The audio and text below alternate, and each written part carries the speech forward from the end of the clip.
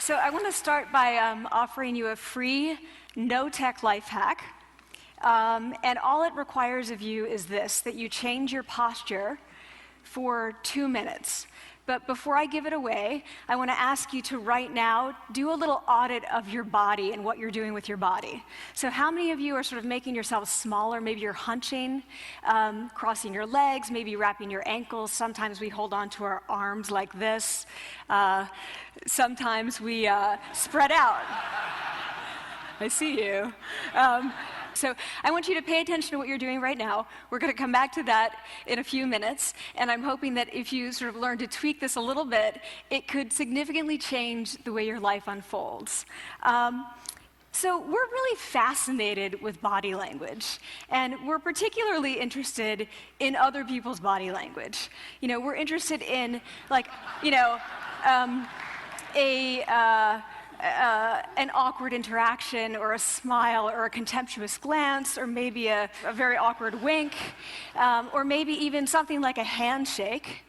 Here they are arriving at number 10, and look at this lucky policeman gets to shake hands with the President of the United States. Oh, and here comes the Prime Minister of it. No.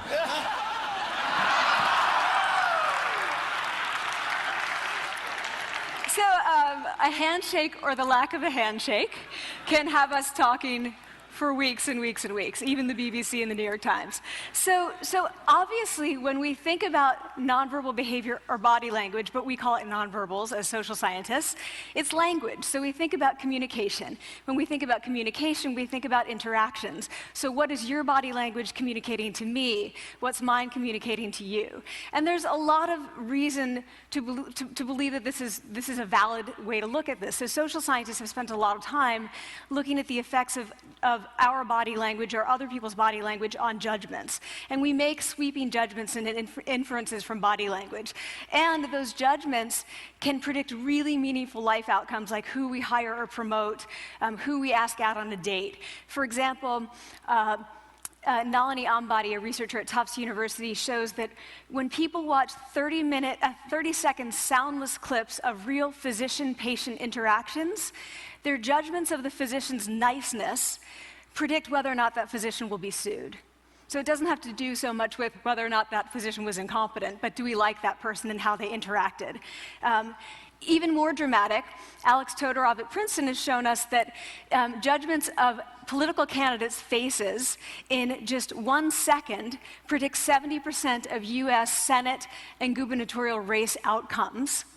And even, let's go digital, emoticons used well in online negotiations can lead you to claim more value from that negotiation. If you use them poorly, bad idea, right?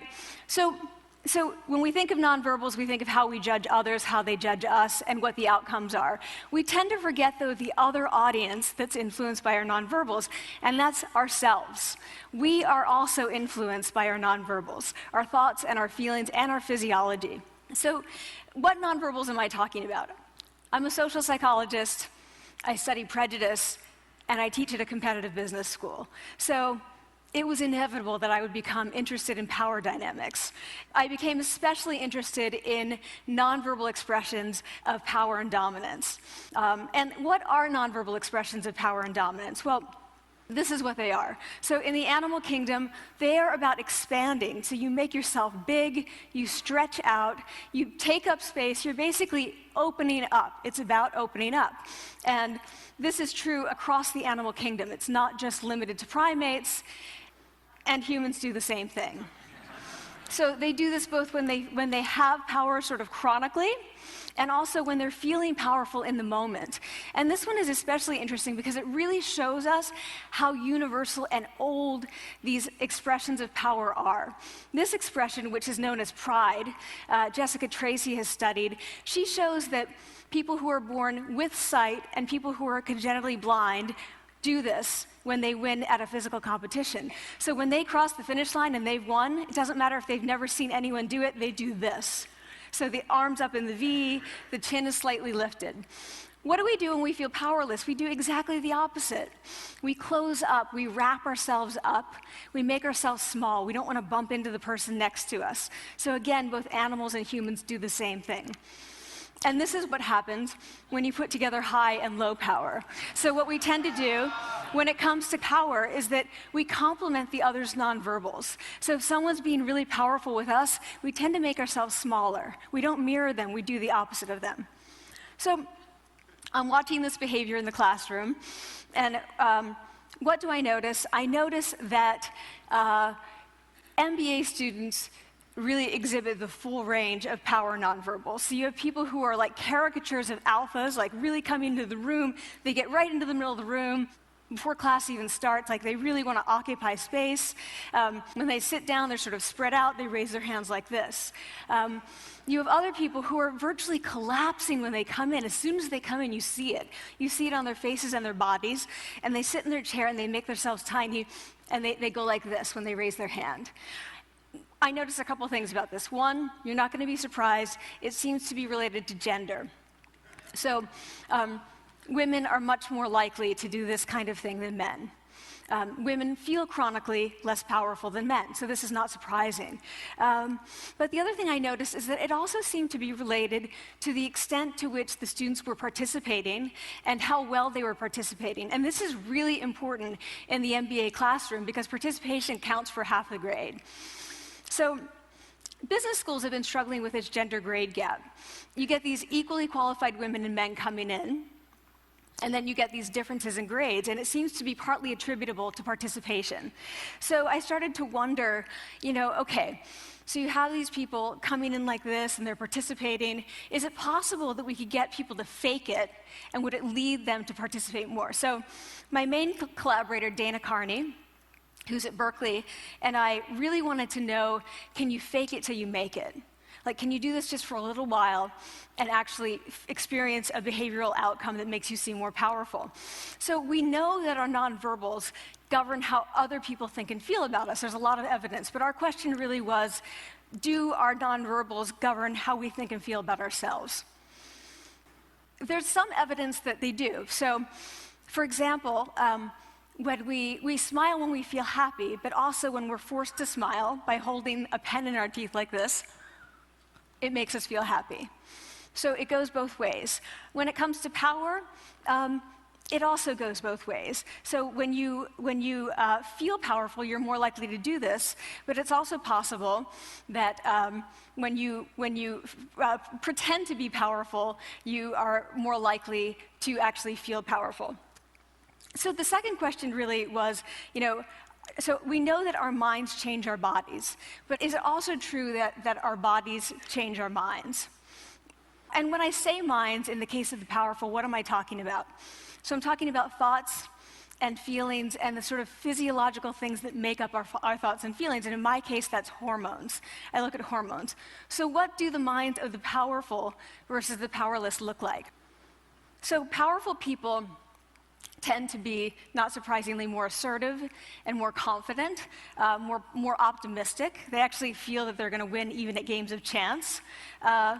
They also tend to be able to think more abstractly. So there are a lot of differences. They take more risks. There are a lot of differences between powerful and powerless people. Physiologically, there also are differences on two key hormones, testosterone, which is the dominance hormone, and cortisol, which is the stress hormone. So what we find is that high-power alpha males in primate hierarchies have high testosterone and low cortisol, and powerful and effective leaders also have high testosterone and low cortisol. So what does that mean? When you think about power, people tended to think only about testosterone because that was about dominance. But really, power is also about how you react to stress. So do you want the high-power leader that's dominant, high on testosterone, but really stress reactive? Probably not, right? You want the person who's powerful and assertive and dominant, but not very stress reactive, the person who's laid back. So we know that in primate hierarchies, if an alpha needs to take over, if an individual needs to take over an alpha role sort of suddenly, within a few days, that individual's testosterone has gone up significantly and his cortisol has dropped significantly.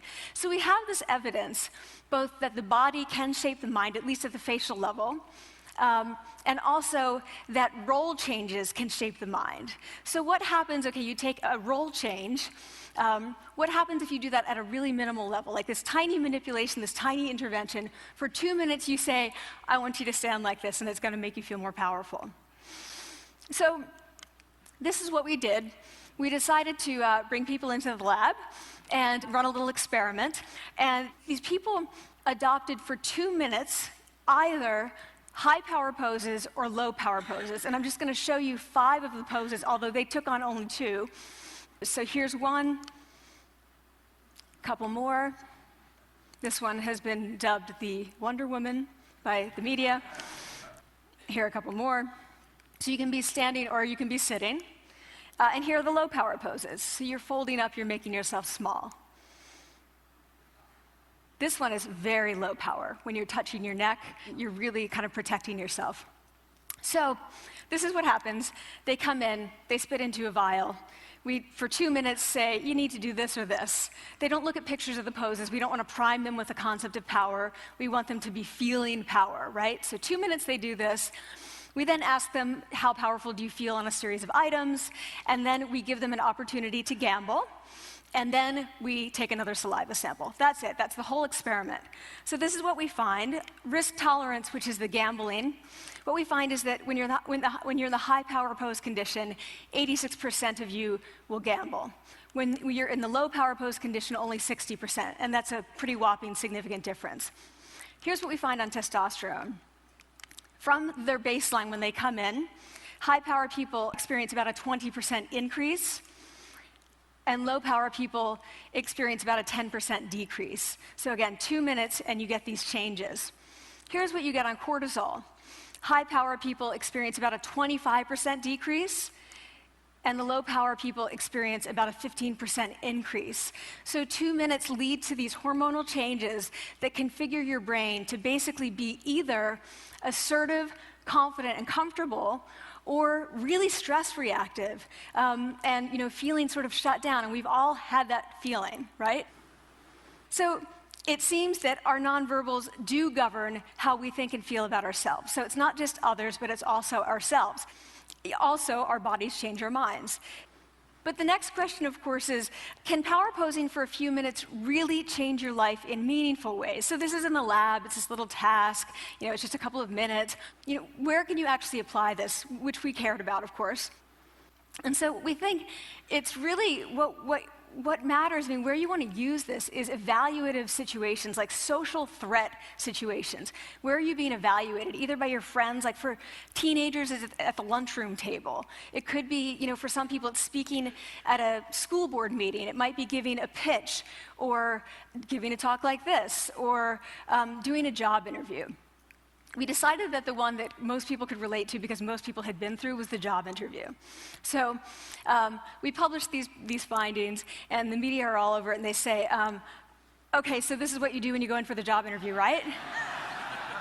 So we were, of course, horrified, and said, oh my God, no, that's not what we meant at all, for numerous reasons. No, don't do that. Again, this is not about you talking to other people, it's you talking to yourself. What do you do before you go into a job interview? You do this. Right? You're sitting down, you're looking at your iPhone or your Android, not trying to leave anyone out. You're looking at your notes, you're hunching up, making yourself small, when really what you should be doing maybe is this, like in the bathroom, right? Do that, find 2 minutes. So that's what we want to test, okay? So we bring people into a lab, and they do either high or low power poses again. They go through a very stressful job interview. It's 5 minutes long. They are being recorded, they're being judged also, and the judges are trained to give no nonverbal feedback. So they look like this. Like, imagine this is the person interviewing you. So for 5 minutes, nothing. And this is worse than being heckled. People hate this. It's what Marianne LaFrance calls standing in social quicksand. So this really spikes your cortisol. So this is the job interview we put them through, because we really wanted to see what happened. We then have these coders look at these tapes, 4 of them. They're blind to the hypothesis, they're blind to the conditions. They have no idea who's been posing in what pose. And they end up looking at these sets of tapes, and they say, oh, we want to hire these people, all the high power posers. We don't want to hire these people. We also evaluate these people much more positively overall. But what's driving it? It's not about the content of the speech. It's about the presence that they're bringing to the speech. We also, because we rate them on all these variables related to sort of competence, like how well structured is the speech? How good is it? What are their qualifications? No effect on those things. This is what's affected, these kinds of things. People are bringing their true selves, basically. They're bringing themselves. They bring their ideas, but as themselves, with no, residue over them. So this is what's driving the effect or mediating the effect. So when I tell people about this, that our bodies change our minds and our minds can change our behavior and our behavior can change our outcomes, they say to me, it feels fake, right? So I said fake it till you make it. It's not me. I don't want to get there and then still feel like a fraud. I don't want to feel like an imposter. I don't want to get there only to feel like I'm not supposed to be here. And that really resonated with me because I want to tell you a little story about being an imposter and feeling like I'm not supposed to be here. When I was 19, I was in a really bad car accident. I was thrown out of a car, rolled several times. I was thrown from the car, and I woke up in a head injury rehab ward, and I had been withdrawn from college, and I learned that my IQ had dropped by 2 standard deviations, which was very traumatic. I knew my IQ because I had identified with being smart, and I had been called gifted as a child. So I'm taken out of college. I keep trying to go back. They say, you're not going to finish college. There are other things for you to do, but that's not going to work out for you. So I really struggled with this. And I have to say, having your identity taken from you, your core identity, and for me it was being smart, having that taken from you, there's nothing that leaves you feeling more powerless than that. So I felt entirely powerless. I worked and worked and worked, and I got lucky and worked and got lucky and worked. Eventually, I graduated from college. It took me 4 years longer than my peers, and I convinced someone, my angel advisor, Susan Fisk, to take me on, and so I ended up at Princeton, and I was like, I am not supposed to be here. I am an imposter. And the night before my first year talk, and the first year talk at Princeton is a 20-minute talk to 20 people. That's it. I was so afraid of being found out the next day that I called her and said, I'm quitting. She was like, you are not quitting because I took a gamble on you and you're staying. You're going to stay, and this is what you're going to do. You're going to fake it. You're going to do every talk that you ever get asked to do. You're just going to do it and do it and do it, even if you're terrified and just paralyzed and having an out-of-body experience until you have this moment where you say, oh my gosh, I'm doing it. I have become this. I am actually doing this. So that's what I did. 5 years in grad school. A few years, I'm at Northwestern. I moved to Harvard. I'm at Harvard. I'm not really thinking about it anymore, but for a long time I had been thinking, not supposed to be here, not supposed to be here. So at the end of my first year at Harvard, a student who had not talked in class the entire semester, who I had said, look, you got to participate or else you're going to fail, came into my office. I really didn't know her at all. And she came in totally defeated, and she said, I'm not supposed to be here.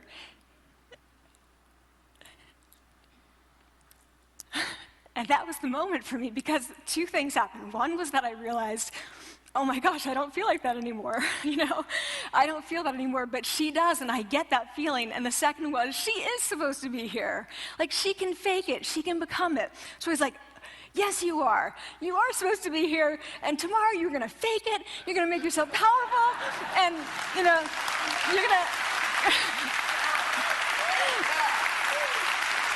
and you're going to go into the classroom, and you are going to give the best comment ever, And she gave the best comment ever, and people turned around, they were like, oh my God, I didn't even notice her sitting there, She comes back to me months later, and I realized that she had not just faked it till she made it, she had actually faked it till she became it.